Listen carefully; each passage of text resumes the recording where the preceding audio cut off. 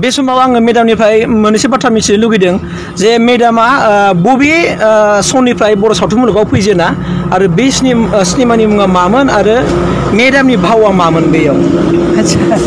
आं बे भावथिनाव फैजेननाया जादों 2006निफ्रायनो आगान होजेननाय जादों। ओमफ्राय बे फिल्मनि नामा जादों समायना बिबारनि गेसाव देन्था। आंनि रला जाहैबाय एक्ट्रिसनि बिमा।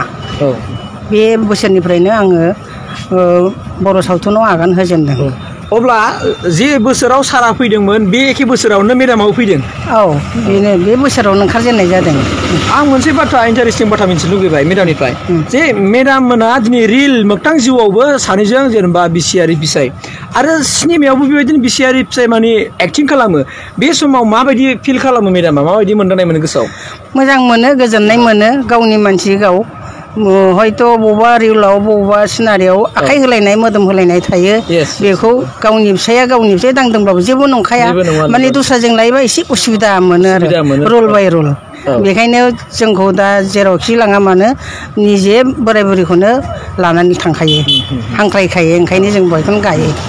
दा बर' सावथुन मुलुगाव मेडामा दिनैसिम मोनबेसे सिनेमायावहाय गाबगोन ना सारा जेसेबां गादों एखेखा नामा? एसेबाङानो जाहैबाय मोननैसोल' खम दा।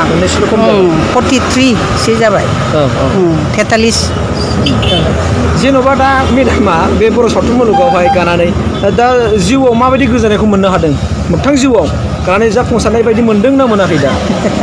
मोजां मोनो, गोजोननाय मोनो।